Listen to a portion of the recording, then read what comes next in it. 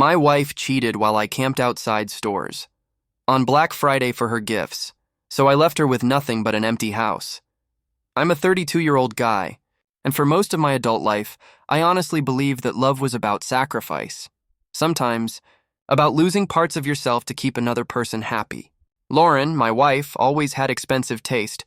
Designer bags, the newest phone, those limited edition sneakers that dropped at midnight. When we first got married, her eyes used to light up even over the little things. A homemade breakfast, a surprise coffee run, the way I'd warm her side of the bed before she came in. But lately, those sparks were gone. She'd scroll through her phone for hours, her face glowing blue in the dark, laughing at things I never saw. Some nights I'd talk to her and she wouldn't even look up. If I pressed, she'd sigh, "I'm just tired." Money's been tight, and I've said no to myself a lot over the years. New boots? Maybe next year. A night out? Let's stay in. But for Lauren, I always tried to find a way. This year, Black Friday felt like my Hail Mary, a chance to do something big, something that might remind her that I still notice, still care. I told her, "I'm gonna get you that phone you wanted." She barely glanced up. "Okay," she said, just that one word, before her thumbs started flying again. I swallowed the hurt and told myself she'd understand later. The night before Black Friday, I packed a folding chair, 2 granola bars, a battered thermos of coffee, and 3 layers of jackets. I kissed Lauren goodbye while she barely acknowledged me, and I told myself, maybe this is what it takes to make her happy again.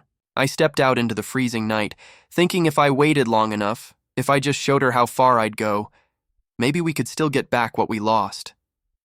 But as the door clicked behind me, I couldn't shake the feeling that something else was slipping away, too. Lauren handed me her wish list the morning before I left, like it was a grocery list, not a gift. There was no smile, no kiss, just a piece of paper slid across the counter while she microwaved her coffee. "Don't forget the earbuds, and make sure it's the lavender color, not purple." "There's a difference," she said, not even looking up. Her voice was flat, almost annoyed, like I was an inconvenience instead of her husband about to spend a sleepless night on the sidewalk for her. I glanced down at the list. Newest iPhone. AirPods, the limited edition sneakers, a bag she'd shown me on Instagram a dozen times. There was nothing small or sentimental. "This is a lot, Lauren," I said quietly, trying to keep my tone even. She shrugged, barely missing a beat on her phone. "You asked," she said. I wanted to ask her if she remembered what I liked, or if she even knew anymore. I felt the weight of the list pressing against my chest. It wasn't about the money, not really. It was about feeling like no matter what I did, it was never enough. I tried to remind myself this was about making her happy, saving what was left between us. She glanced up for half a second, her eyes cool. "Just try not to mess it up, okay?" I took the list and nodded, but inside I felt smaller than ever. I wanted to tell her I missed us. I wanted her to see me, not just as someone who runs errands or foots the bill, but as her partner, the guy she once fell in love with. Instead, I just said okay and walked out, clutching that list like it might hold all the answers, even though a part of me already knew it wouldn't. The first blast of midnight air hit me harder than I expected, biting through my gloves and all 3 jackets. There were already people lined up outside the store, bundled in sleeping bags and thick scarves, the crowd buzzing with that nervous Black Friday energy. I set up my folding chair between 2 strangers, trying to ignore the way my breath fogged the air. I texted Lauren, "Got a good spot in line," adding a smiley face, hoping for some warmth back. 10 minutes passed. She left me on red. As the hours crawled by, I tried to stay optimistic. I pictured her face lighting up when I carried the bags inside. Maybe she'd hug me. Maybe we'd laugh about how crazy I was to freeze for a good deal. That hope kept me going, even when my feet started to numb. I tried to call her once around 3 a.m. just to hear her voice, but it went to voicemail. "I love you," I whispered to the darkness. Not sure if I meant it for her or myself. Around me, people swapped stories. Some grumbled about spouses who made them camp out. Others laughed and shared thermoses of coffee. I listened, mostly quiet, feeling the ache of every minute tick by. I wanted to be home, wanted Lauren to text something sweet, wanted any sign I was more than just a delivery boy with a wedding ring. My hands shook as I checked her messages again. Nothing. I huddled deeper into my coat, telling myself the cold was temporary, that tomorrow would be different. Maybe this was the price you paid for love, a night in the freezing dark, waiting for someone to remember you. When the first hint of sunrise touched the parking lot, I felt both relief and dread, wondering what would be waiting for me at home, and if it would be enough. When I finally stumbled through the front door, my arms aching with shopping bags and my cheeks burning from the cold, I half expected to see Lauren waiting for me, maybe even smiling, maybe ready to say she missed me. But the house was silent, eerily so. Sunlight cut through the blinds, landing on the pile of unopened mail, the shoes Lauren had kicked off in the hallway, the faint smell of her vanilla candle burning somewhere upstairs. My keys hit the table louder than I meant, but no one came running. I dropped the bags in the living room, each one proof of the hours I'd spent in line, the money I didn't really have, the hope I was still clinging to. I listened for footsteps, nothing. "Lauren?" My voice echoed back at me, thinner than I'd like. I heard the muffled sound of a shower running. A small part of me thought maybe she was getting ready to surprise me. Maybe she had planned breakfast, or at least coffee. I sat down, the cold from outside still clinging to my bones, and waited. When she finally appeared, towel wrapped around her hair, she barely glanced at the bag stacked at her feet. "Oh, you're back," she said, voice casual, eyes already drifting to her phone. I waited for a thank you, a hug, anything that said she saw me. Instead, she scrolled, thumb flicking screen to screen, laughter escaping in little bursts at something I'd never share. I tried to smile, hoping she'd look up. "I got everything on your list," I said, voice soft. She just nodded, scrolling. The gap between us felt wider than ever, and as I sat there in our living room, still wrapped in layers against a cold she couldn't see, I realized home isn't just a place. It's supposed to be a feeling.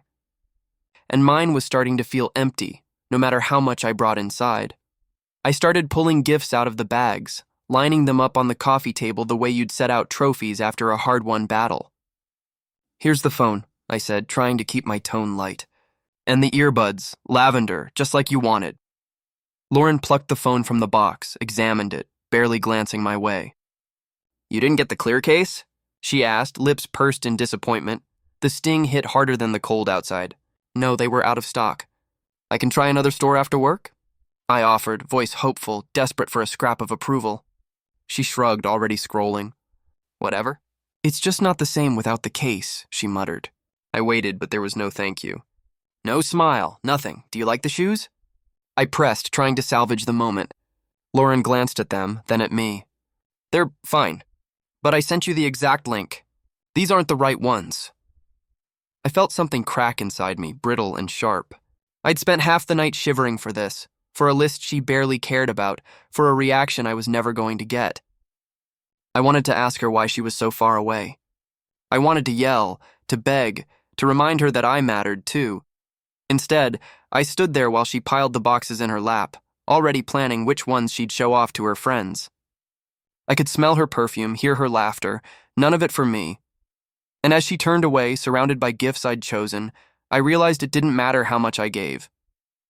The emptiness was still there, swallowing us both whole, and I wondered if she'd ever notice before it was too late. Later that afternoon, Lauren left her phone on the kitchen counter while she disappeared upstairs. The screen lit up with a message, just a preview, a single line, "Can't wait to see you again." Last night was amazing. My chest tightened, my breath catching before I could look away. The contact was saved as Jenny, but the words felt wrong, too intimate, too familiar.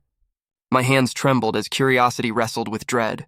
I hesitated, but something inside me cracked wide open. I picked up the phone, heart pounding so loud I could barely hear my own thoughts. I scrolled through the thread. Dozens of messages, hearts and winks, photos I'd never seen before. Compliments that used to be mine. "You looked incredible tonight. Wish I could stay longer next time." I felt like I was drowning, each new line pulling me further under. One message burned into my brain. "He has no idea. He actually camped out for you? Lol, you really have him trained." My stomach lurched. The kitchen tiles felt cold beneath my feet, the hum of the fridge suddenly deafening. I wanted to throw the phone, scream, demand an explanation. But I stood frozen, paralyzed by shock and the bitter taste of betrayal. I could hear the shower running upstairs, water pounding against tile, as if nothing in the world was wrong. I took screenshots, hands shaking, my mind racing with questions and rage. How long had this been going on? Who was he? Was I really that blind? I set the phone down right where she'd left it like nothing had happened. Like I hadn't just seen proof that everything I feared was true. When Lauren's footsteps creaked down the stairs, I wiped my face with my sleeve, every muscle tense with anger and heartbreak. I knew I couldn't pretend forever, but I wasn't ready for what would come next. When Lauren came down, wrapped in her favorite robe and scrolling through TikTok, I felt my heart in my throat. Every instinct screamed at me to shout, to throw the phone on the table and demand the truth. Instead, I just watched her move through the kitchen, so normal it was almost surreal. "You okay?" she asked, not even pausing to look at me. "Yeah, just tired," I said, voice thin. I wanted to scream. I wanted to break something, to break the spell I'd been living under. My mind raced with images, her laughter, the messages, the sneer in that last text. I gripped the edge of the counter until my knuckles ached. "Do you ever think we're drifting apart?" I tried, voice trembling. Lauren didn't even blink. "You're just stressed. You always get weird after big holidays," she replied, rolling her eyes. I tried to catch her gaze, to find any flicker of guilt or fear. Nothing. I wanted to tell her I knew. I wanted her to admit it, to explain, to give me some kind of reason that would make this less humiliating. Instead, she breezed past me, phone in hand. "I'm going out with Sam tonight. Don't wait up." I stood there as the front door clicked shut, the echo ricocheting around the empty house. I stared at the spot where she'd stood, wanting so badly for her to turn around to say anything that would make it make sense. But I was alone, surrounded by the ghosts of our life together and the damning silence that followed. I slumped against the counter, replaying her words and the messages over and over, caught between rage and heartbreak, knowing I couldn't stay silent forever, but terrified of what would happen when I finally spoke up. That night, I sat awake on the edge of our bed, the soft glow of my phone screen illuminating the darkness. Lauren slipped in just after midnight, smelling faintly of perfume and someone else's cologne. She tossed her bag on the floor, barely glancing at me. My chest felt tight. "We need to talk," I said, voice rough, surprising even myself with how steady it sounded. She didn't even pause as she plugged in her phone. "About what?" I hesitated, then forced the words out. "About these messages. Jenny isn't Jenny, is she?" Her eyes flashed just for a moment, a flicker of something cold and calculating. "You went through my phone?" She snapped, her tone sharpening like broken glass. "Seriously?" "I can't believe you don't trust me." I tried to keep my voice from shaking. "Don't turn this around on me. I saw what you wrote. I saw the pictures. How long has this been going on?" She folded her arms, expression hardening. "You're paranoid. Jenny's a friend from work. We joke around. Maybe if you actually paid attention instead of sulking all the time, you'd know that." Her words felt like a slap, every syllable erasing my confidence, making me question what I'd seen with my own eyes. I pressed again, desperate. "Don't lie to me, Lauren, please," she scoffed, rolling her eyes as if I was a child with wild imagination. "You're acting insane. You know that, right? Maybe you should get some sleep." She climbed into bed, back to me, shutting down every chance at honesty with one final silent wall. I sat there, the room spinning, my own reality twisting around me. Maybe I was losing it. Maybe I'd imagined everything. I stared at the ceiling, tears prickling at the corners of my eyes, wondering how long I could keep pretending before I completely disappeared. And as Lauren's breathing slowed beside me, I lay awake in the dark, trapped between what I knew and what I was being told to believe, not realizing the worst was still to come.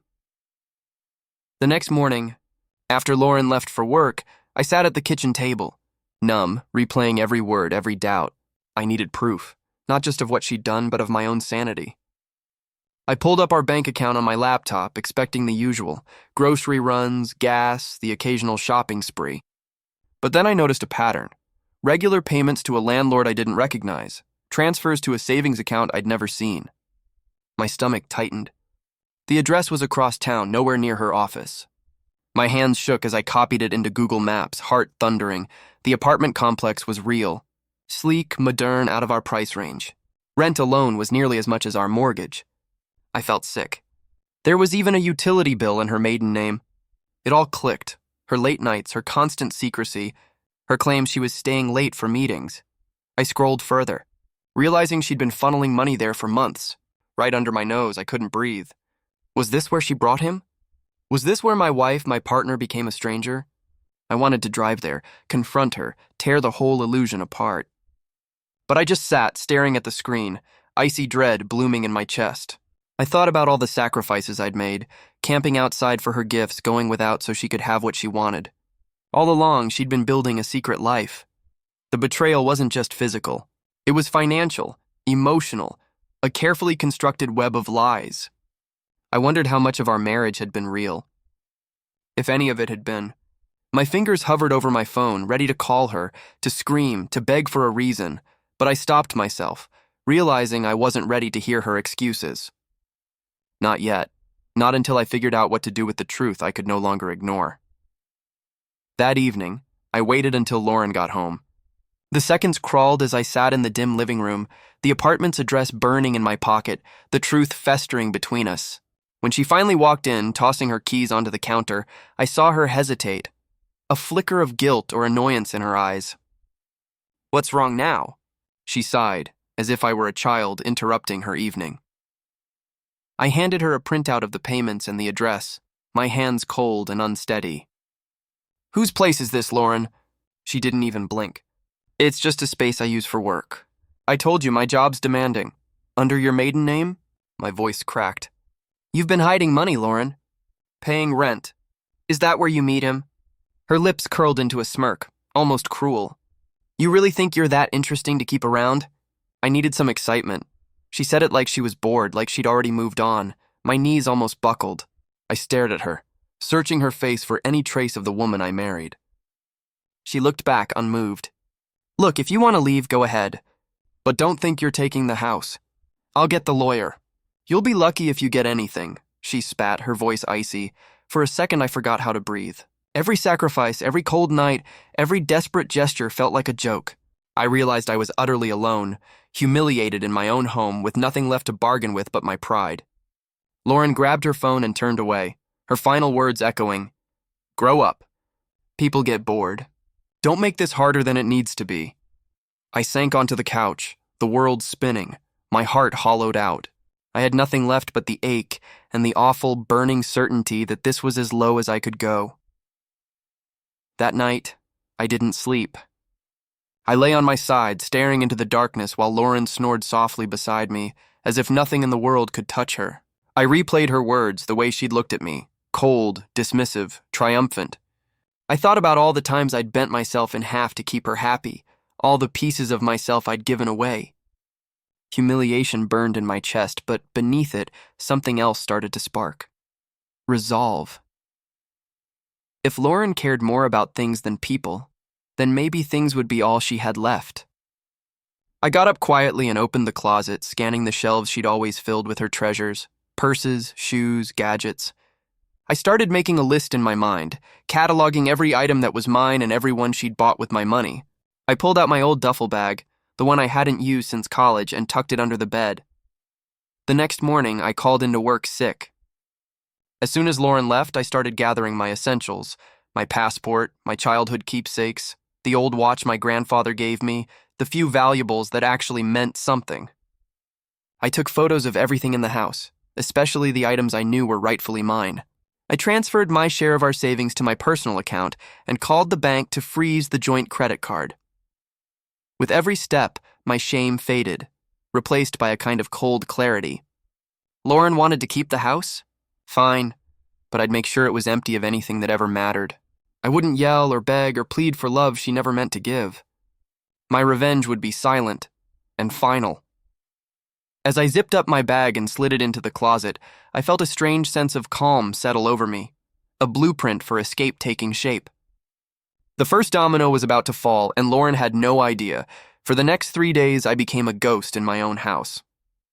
Every morning, I waited for Lauren to leave, her hair perfect, perfume trailing behind her, always texting as she walked out the door. As soon as she was gone, I worked in silence.